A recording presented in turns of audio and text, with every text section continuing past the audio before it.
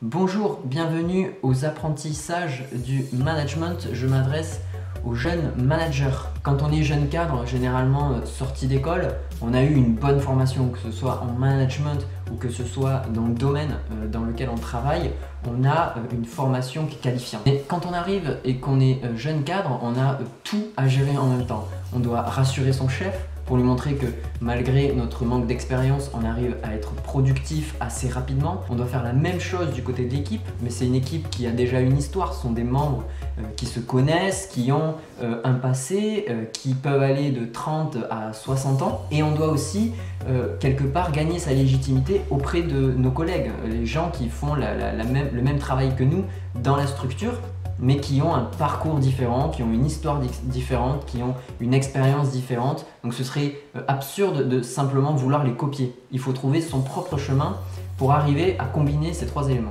Dans cette formation gratuite, on aborde ces trois points. On commence par la gestion du conflit, pour arriver à trouver sa place dans l'équipe et auprès de ses collègues. C'est sûr que quand on est jeune cadre, la première des choses à faire, c'est d'écouter.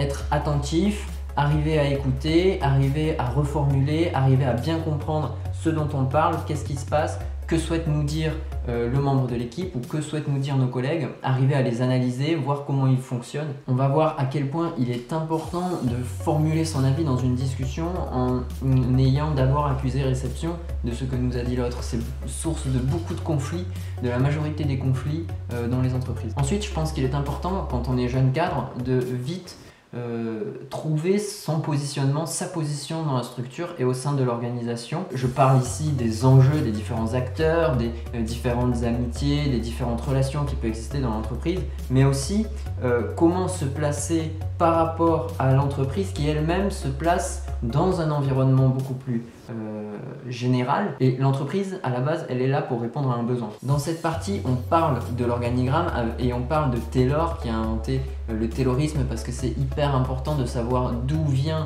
les organigrammes, d'où vient cette structure qui existe dans nos organisations, pour mieux en comprendre le sens et pour mieux comprendre sa position à l'heure actuelle. Et j'invite beaucoup à se poser la question si l'organigramme d'aujourd'hui il répond à ce qu'on attend des relations au sein de l'entreprise. Je propose dans un deuxième temps de créer un autre organigramme qui permet de mieux cibler qui est en contact avec l'environnement extérieur et quels sont après les divers sous-schémas, etc.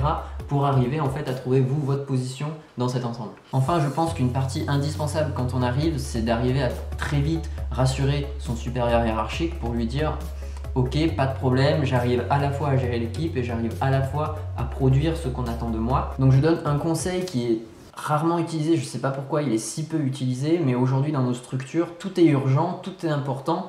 Donc je vous propose de voir ça plutôt comme qu'est-ce qui est prioritaire et qu'est-ce qui ne l'est pas.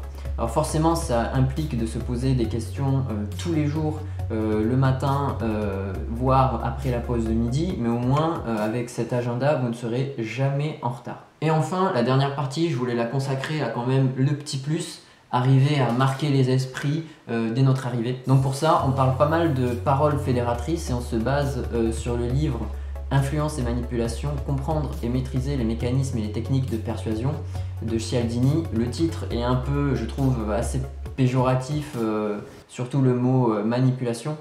Mais l'idée, c'est de comprendre un petit peu la psychologie humaine et d'arriver à viser juste, à construire un discours en tout cas qui va pas à pas pour fédérer votre auditoire. On parle des différents principes de persuasion, des différents biais cognitifs. Après cette petite formation, vous vous sentirez bien plus à l'aise déjà dans quelle position, quelle posture vous devez adopter et quels outils concrets vous devez utiliser pour arriver à être assez rapidement intégré dans la structure. Ensuite, c'est à vous jouer. Savant conseil, les apprentissages du management se proposent de donner une autre vision du monde du travail et du rapport entre vie professionnelle et vie privée. L'idée, c'est d'arriver à trouver un équilibre pour ne pas travailler de manière extrême toute sa vie en attendant une retraite qui, pour les jeunes générations, recule de plus en plus, et arriver à la retraite en se disant bah, ça y est, je profite excessivement après ma dure vie de labeur. On essaye d'équilibrer un monde, de travailler de façon raisonnée, de façon